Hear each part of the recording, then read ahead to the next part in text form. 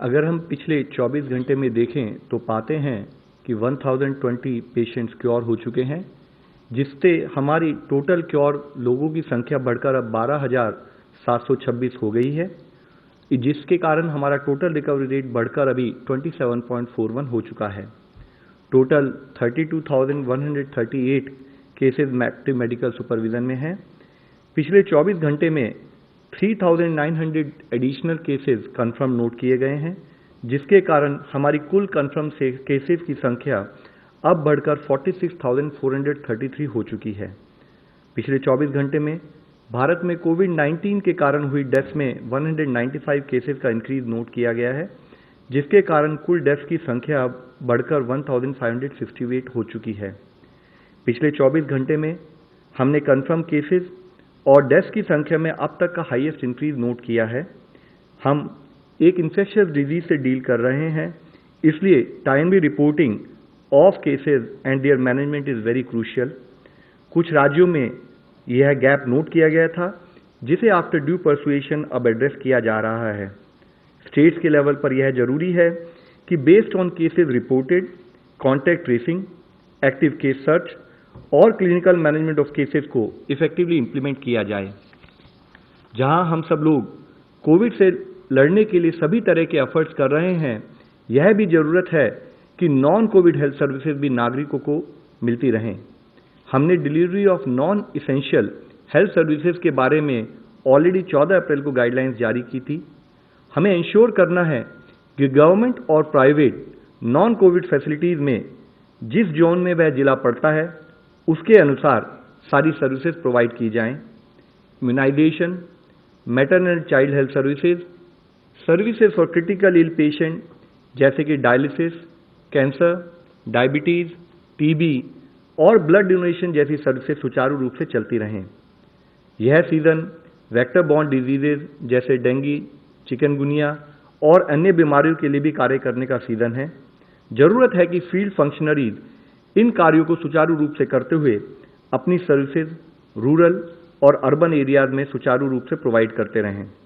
माननीय स्वास्थ्य मंत्री जी ने हाल ही में बिहार राज्य के स्वास्थ्य मंत्री जी के साथ वीडियो कॉन्फ्रेंस के जरिए acute encephalitis syndrome AES cases का भी रिव्यू किया है।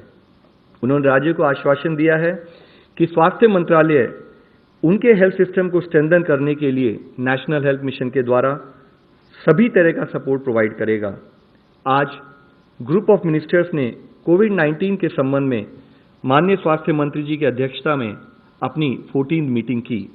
मुख्यतः infrastructure in terms of PPE, N95 mask and ventilators, oxygen cylinders availability of oxygen पर डिस्कशन किया गया। यह बताया गया कि रिस्क असेसमेंट को फैसिलिटेट करने के लिए और लोगों को टाइमली अलर्ट प्रोवाइड करने के लिए टेक्नोलॉजी का इस्तेमाल करते हुए आरोग्य सेतु एप्लीकेशन को बढ़ावा दिया जाना चाहिए। नॉन कोविड हॉस्पिटल्स और कोविड ब्लॉक वाले अस्पतालों में जो नॉन कोविड ट्रीटमेंट एरिया हैं, वहाँ हेल्थ वर्कर्स को और अन्य लोगों को PPEs किस तरीके से इस्तेमाल करने चाहिए, उसके लिए एक एडिशनल गाइडलाइन को जारी किया गया है। इससे पहले भी स्वास्थ्य मंत्रालय ने 24 मार्च को PPEs के रैशनल यूज पर कुछ दिशा निर्देश जारी किए थे।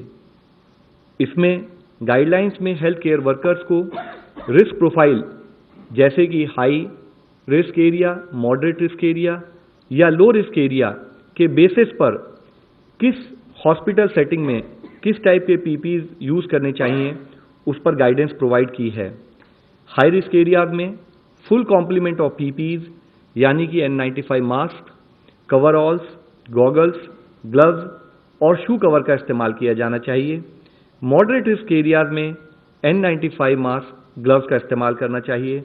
माइल्ड या लो रिस्क एरियाज में ट्रिपल लेयर मेडिकल मास्क और लेटेस्ट एग्जामिनेशन ग्लव सफिशिएंट हैं।